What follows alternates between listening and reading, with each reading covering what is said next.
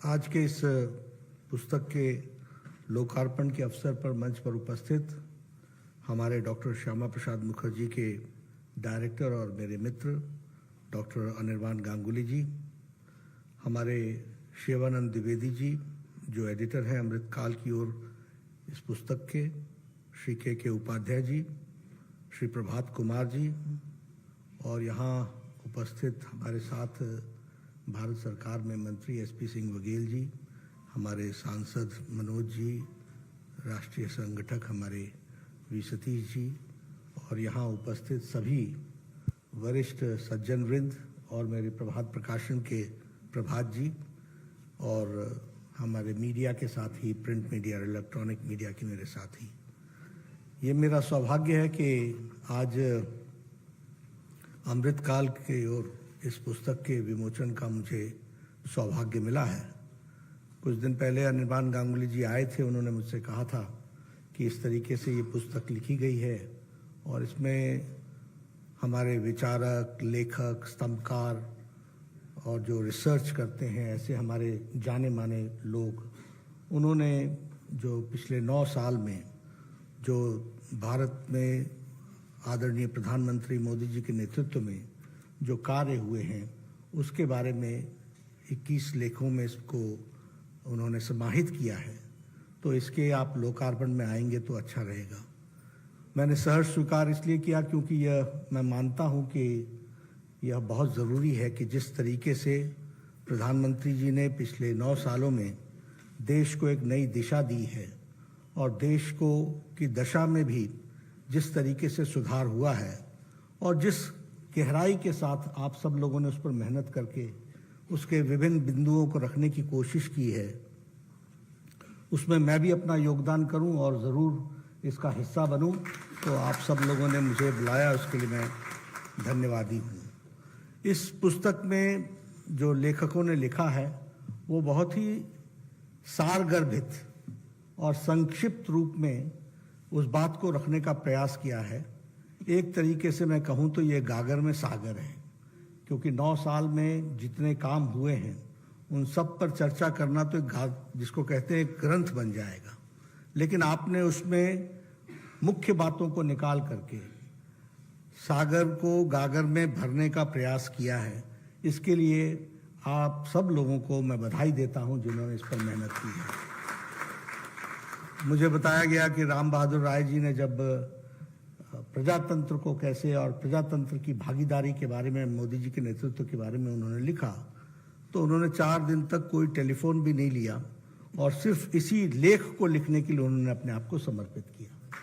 तो ये बताता है कि किस तरीके से इस किताब को पर कोशिश हुई है और इसलिए हम सब लोगों का ये दायित्व भी बन जाता है कि हम इस पुस्तक का अध्ययन भी करें, पढ़ें भी, और जिस तरीके से हमारे भारत के गृह मंत्री अमित शाह जी ने इसका प्राकथन लिखा है वह भी पढ़ने लायक है, जिसमें उन्होंने बताया है कि किस तरीके से इस यात्रा में राज करना एक बात है, राज करने के लिए समर्पित भाव से, सेवा भाव से उसको आगे बढ़ाना और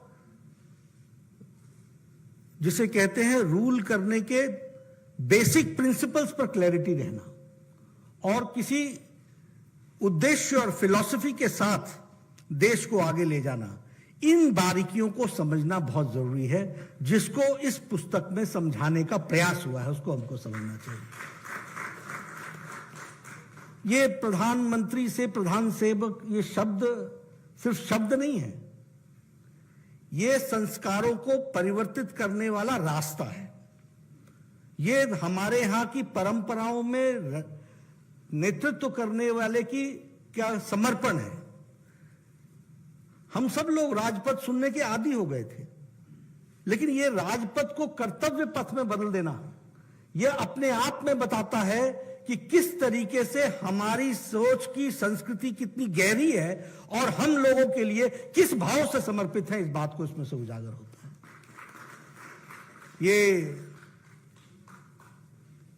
जिसे किसी ने वॉकिंग स्टिक बना दिया, चोल डायनेस्टी की संस्कृति से जुड़ा हुआ सिंघोल, उसको देश की आकांक्षाओं से जुड़े हुए 140 करोड़ देश के नई संसद भवन में स्थापित करना, यह भी अपने आप में बताता है कि यह सिर्फ राज नहीं है, यह सिर्फ प्रधानमंत्री का विषय नहीं है, यह देश को नई दिशा के साथ पुरानी संस्कृति से जोड़कर चलने वाला मार्ग है। इसको हमको समझना चाहिए।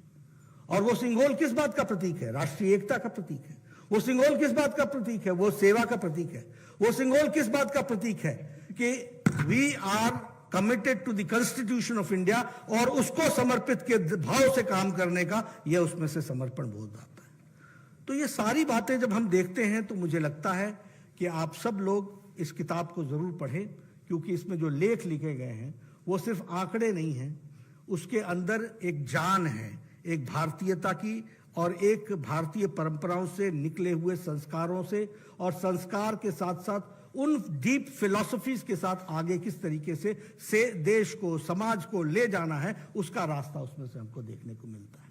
इसलिए मैं आप सबसे इस बात के लिए बहुत ही विनम्र निवेदन करूंगा कि इस पुस्तक को जरूर पढ़िएगा। ये हम सब लोगों को एक तरीके से इंसाइट भी देता है और इनलाइटन भी करता है कि राज करना, पॉलिटिक्स करना, ये पॉलिटिक्स ही नहीं है, ये राज करना ही नहीं है, ये लोगों के 140 करोड़ देशवासियों की तकदीर और तस्वीर बदलने का रास्ता है। इस बात को हमको समझना चाहिए। और मैं यहाँ ये भी कहना चाहता हूँ, क्योंकि मैं राजनीति को बहुत लंबे समय से देखता आया हूँ। एक एरा है 2014 से पहले का, 2004 से 2014 का, और एक है 2014 से आज 2023 तक को देखने का। जमीन आसमान का अंतर। भारत की मानसिकता में यह बैठ चुका था कि देश ऐसे ही चलेगा, कुछ बदलने वाला नहीं है, भ्रष्टाचार सब जगह होगा, हम ऐसे ही चलेंगे, हम कोई सुधरने वाले नहीं हैं। यह मानसिकता के साथ देश की मानसिकता बन गई थी। हमारी गिनती करप्ट स्टेट्स में गिनी जाती थी, देश को करप्ट नेशंस में गिना जाता था। आए दिन कोई न कोई फ्रॉड और एक स्कैंडल, एक स्कैम दूसरे स्कैम से आंकड़ों में एक लंबी छलांग लगा करके खड़ा दिखता था। अगर ये कोई 200 करोड़ का हुआ है तो 500 करोड़, ये 1000 का हुआ है तो 5000, ऐसे इस तरीके से आए दिन स्कैम्स हम सबको देखने को मिल रहे थे। और नेतृत्व में पता नहीं चलता था नेता कहां है, प्रधानमंत्री कार्यालय नेतृत्व कर रहा है या 10 जनपद कर रहा है, पता नहीं चलता था। नेता की जानकारी नहीं, नेतृत्व, निर्णय, नीति, नियत सब प्रश्नवाचक चिन्ह के साथ खड़े थे।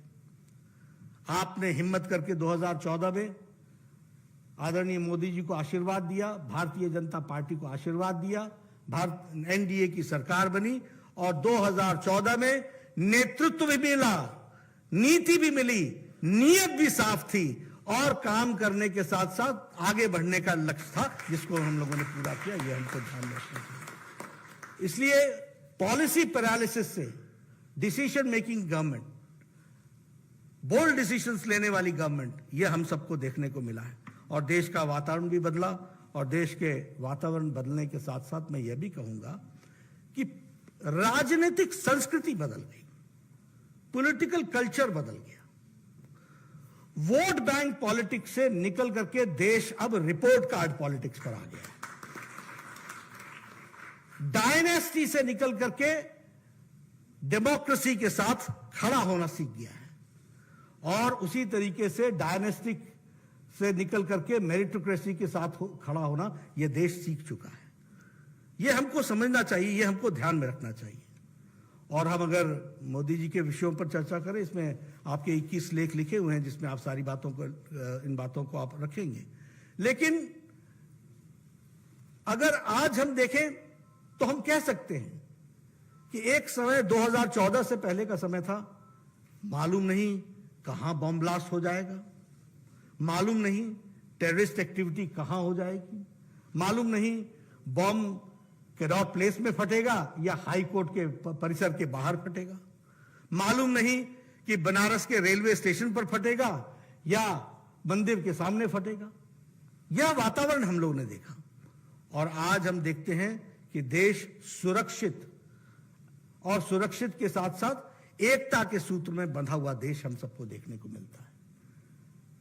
कभी हम लोगों ने सोचा था कि आर्टिकल 370 एब्रोगेट होगा? कभी सोचा था? नारा हम जरूर लगाते थे, एक देश में दो निशान, दो विधान, दो संविधान नहीं चलेंगे।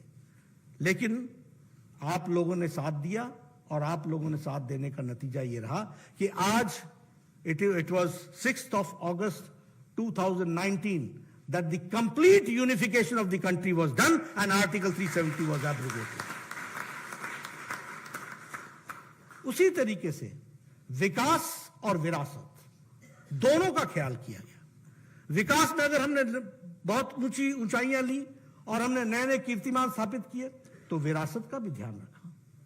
अगर हम कहें तो केदारनाथ से काशी विश्वनाथ का जीर्णोद्धार, हमारे शंकराचार्य जी की समाधि का फिर से बनना, फिर उसी तरीके से हमारे पूज्य स्थानों का फिर से रीडू करना और उसको आगे बढ़ाना।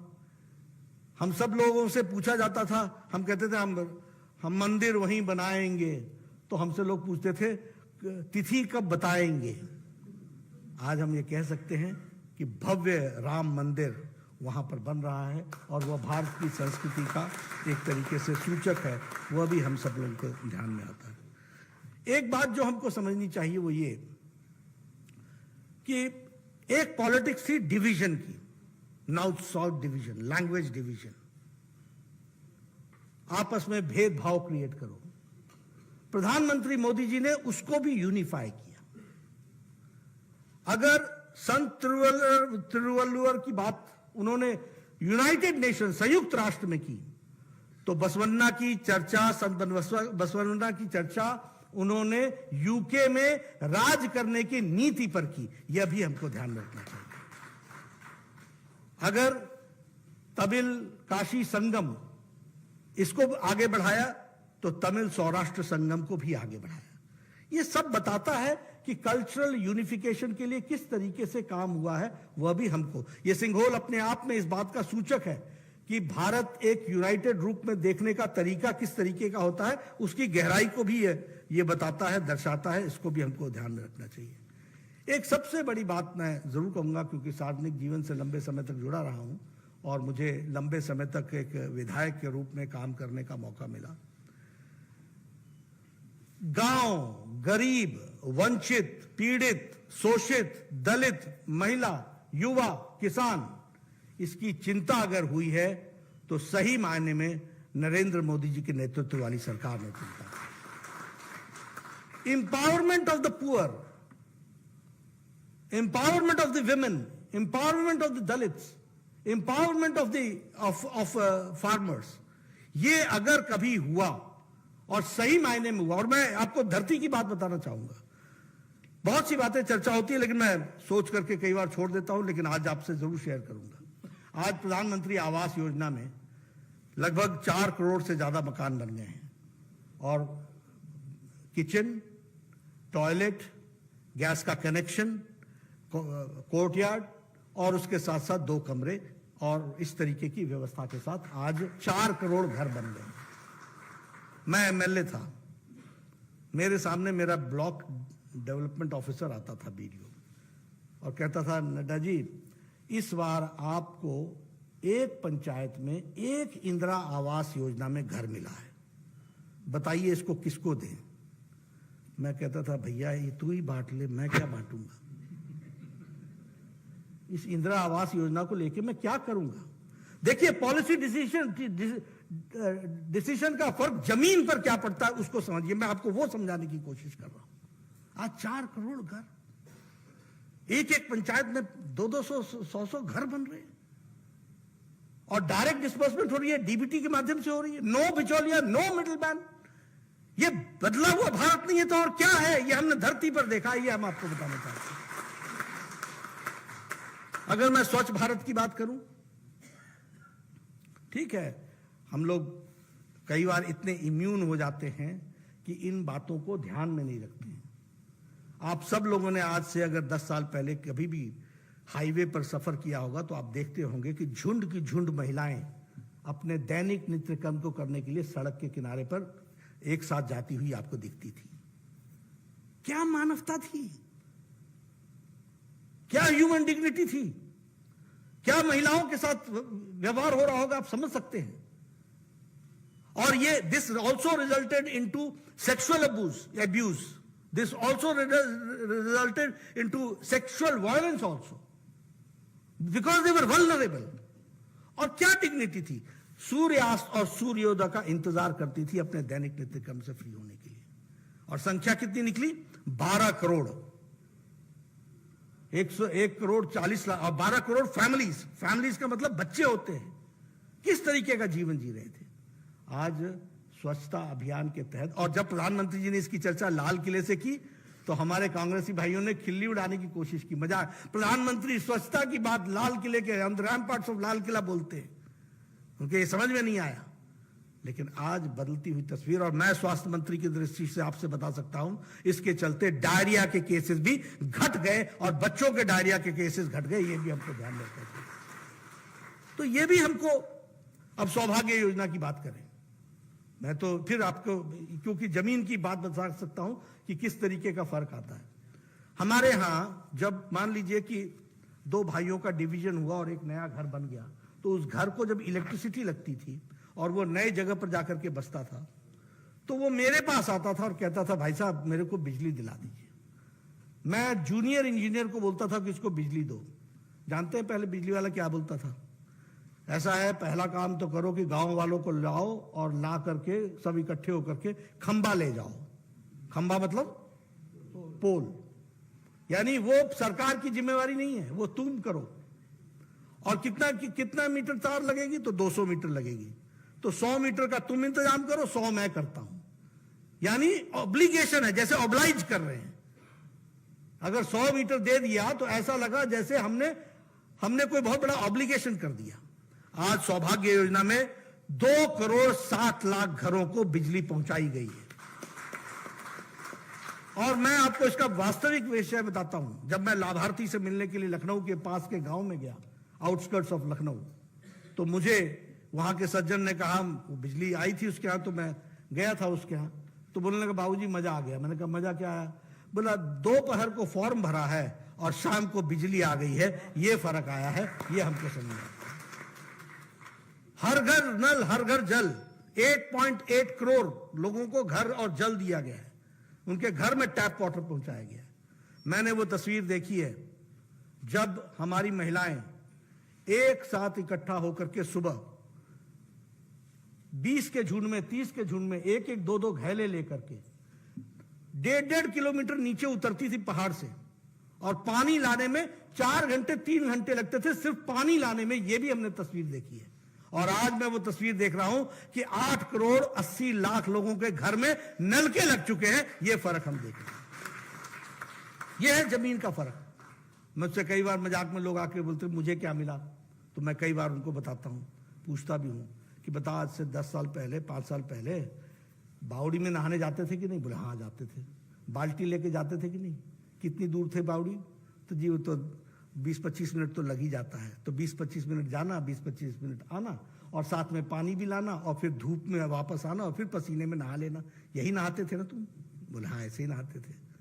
आज मैंने कहा तुम्हारे घर में कितने बाथरूम है? बोला हर कमरे के साथ लगभग एक बाथरूम तो है ही। तो ये हर घर जल, और जल के साथ पानी की व्यवस्था करना, इससे कितना बड़ा व्यक्ति को फर्क पड़ा है, यह भी हम लोगों को समझना चाहिए, यह भी हम लोगों को ध्यान में रखना चाहिए।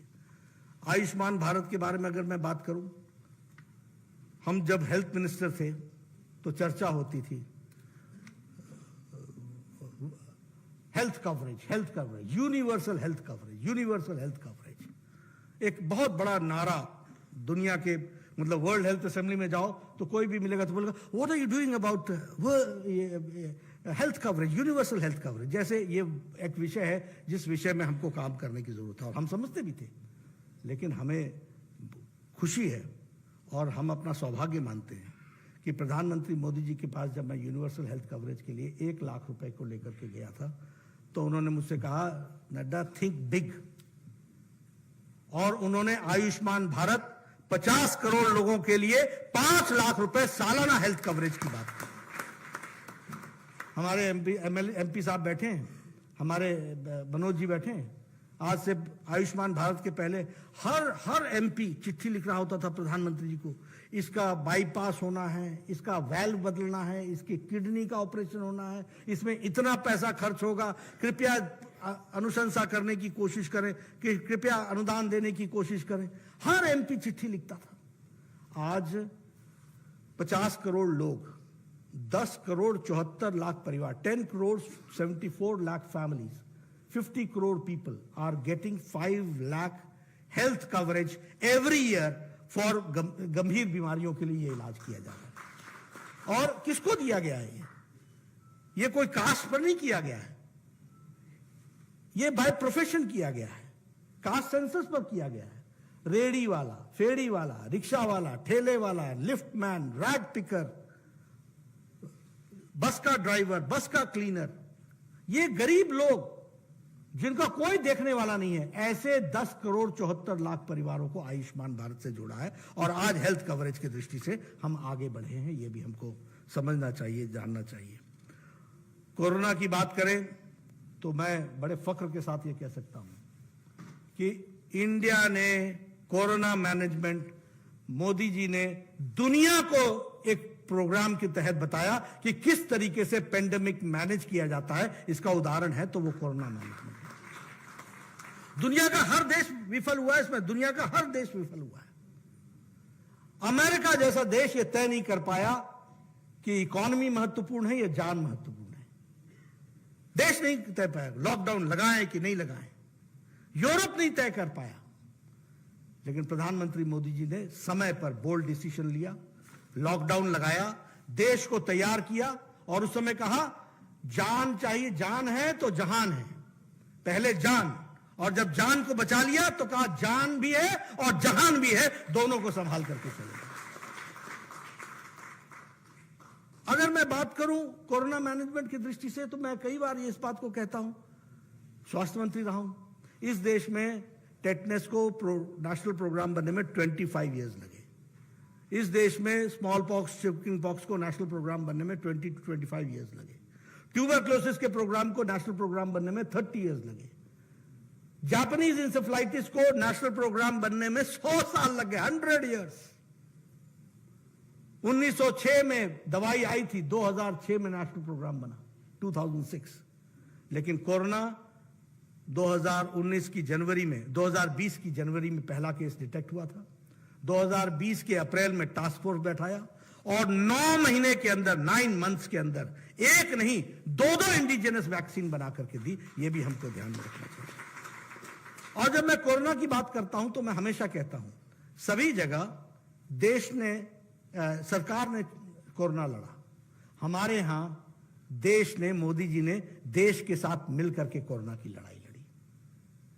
ये ताली बजाओ, ये थाली बजाओ, ये दिया जलाओ, जो लोग उसका मजाक उड़ाते थे उनको ये पता नहीं चल रहा था कि देश को किस तरीके से मोदी जी ने साथ में खड़ा करके इसकी लड़ाई को आगे बढ़ाने का काम किया है। इस बात को हमको समझना होगा।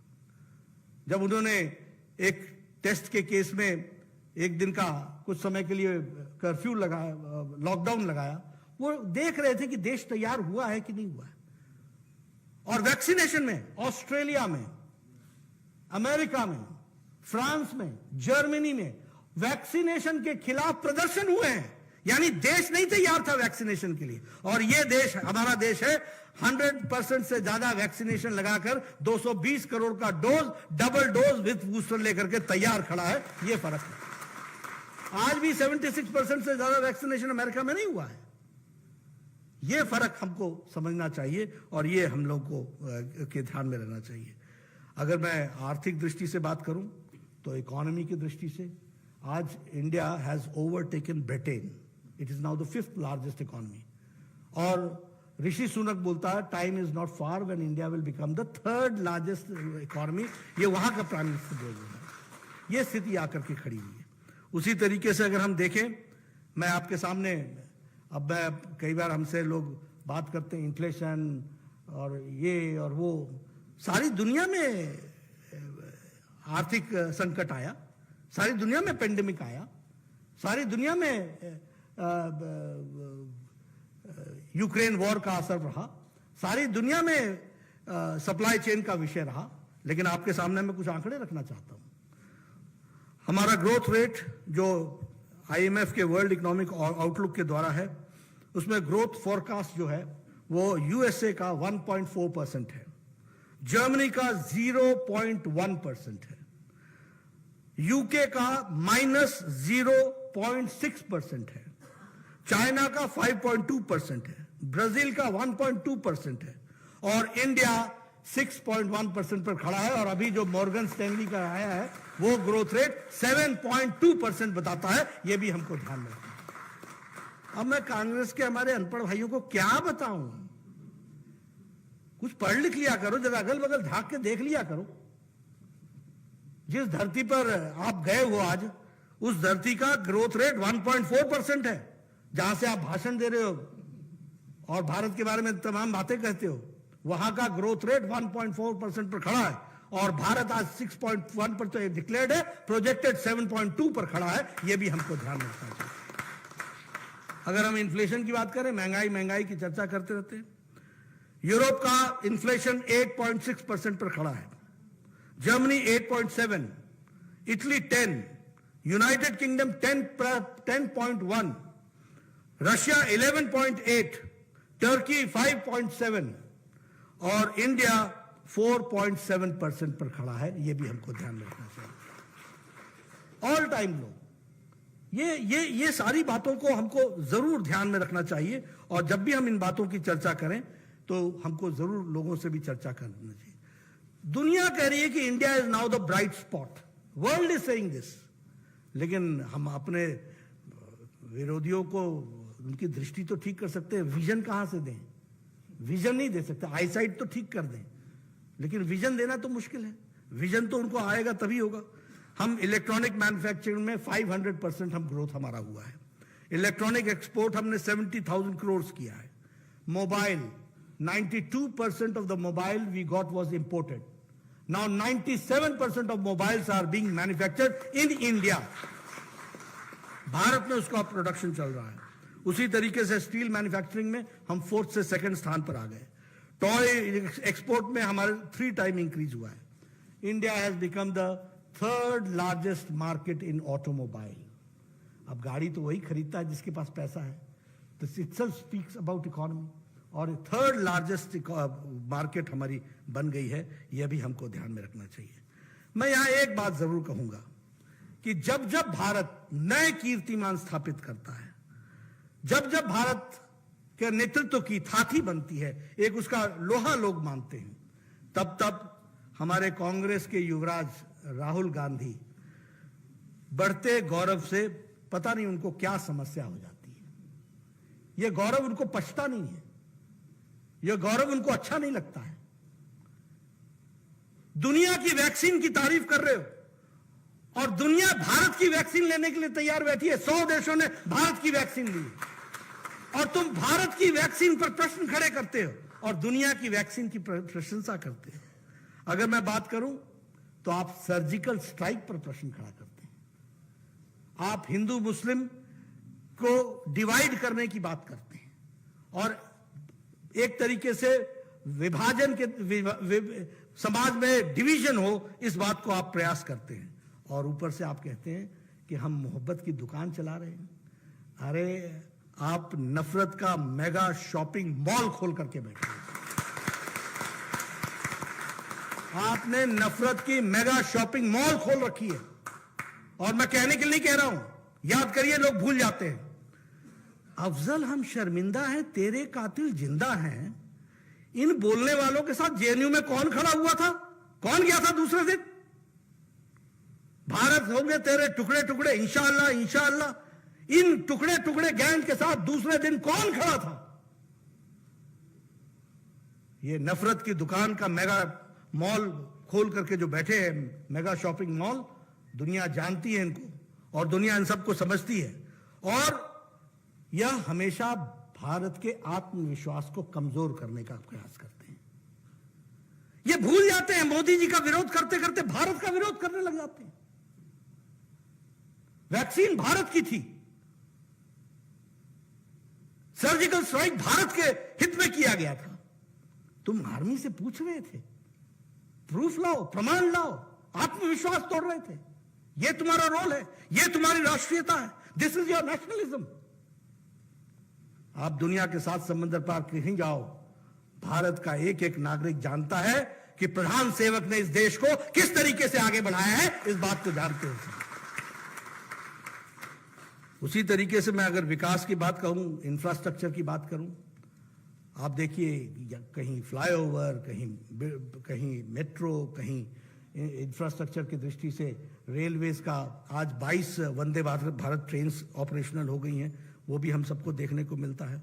तो इस तरीके से अगर हम देखें तो अब डिफेंस की अगर हम बात करें, मैं डिफेंस के बारे में जरूर आपको बताना चाहूंगा कि आज डिफेंस का एक्सपोर्ट 8 टाइम इंक्रीज हुआ है। डिफेंस का प्रोडक्शन जो है वो 1 लाख करोड़ क्रॉस कर चुका है।